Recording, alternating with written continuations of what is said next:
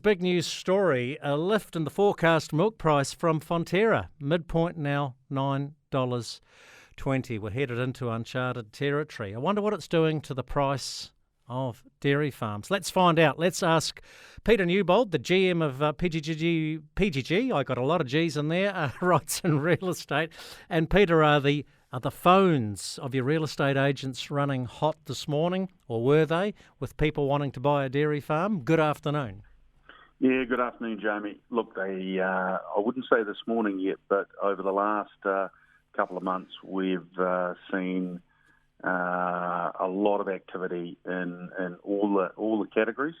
And, if I go back to December, it was probably the biggest month I've seen in a decade. So it's been really strong.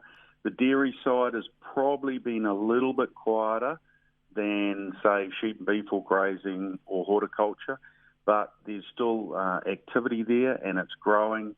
I just think with the complexity of owning a dairy property, there's a lot more due diligence that takes place. And, like a lot of these things, you need, those purchasers are also looking for a bit of an opportunity as well. So, but yeah, there's definitely interest. I reckon the government's well and truly put the scarers up, people looking to get into the dairy industry, which is a bit of a shame, really. It's paying our way in this country at the moment.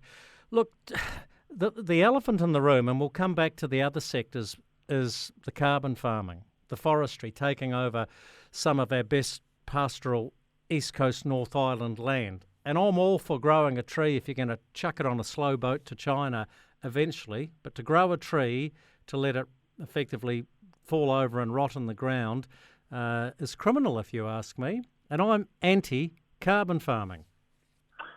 Yeah, look, it's a really interesting space we're in, and it's not just the East Coast, Jamie. It's Southland, parts of Otago.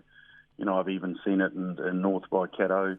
I think it's good for the vendors. There's no question about that. They've worked on their property for 50 years or whatever, and they can reap the rewards. But what it's doing, it's overinflating the values, and I think it's putting a lot of, younger farmers or those that are wanting to increase their land holdings out of the market because, these people that are coming in are paying a premium for it well above the market. So it's a real challenge.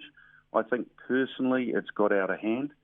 And I think we just need to revisit the rules and regulations around it, because when you see some of the pasture that's going to trees, I think that's a real shame.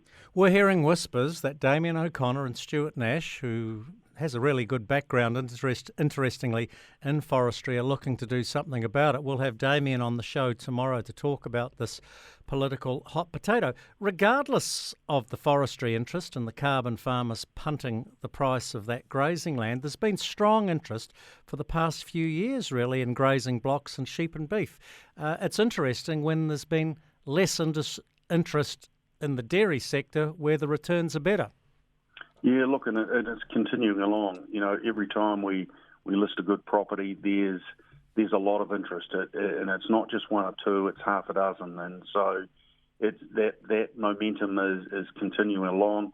I think the other thing we've seen over the last few months is a real interest in that grazing or support blocks where existing farmers are looking to add to what they've got. So there's demand in that space as well. So it's not going away, and we're seeing that sort of, if you look at some of those more traditional rural areas like Otago, Southland, parts of the South Waikato, it's starting to, again, we're seeing more listings and we're seeing a lot more interest in them. Hey, let's perhaps finish on horticulture, particularly kiwi fruit. This is a great story. Zespri do a great job of running the industry here, in my mind, anyhow, in this country.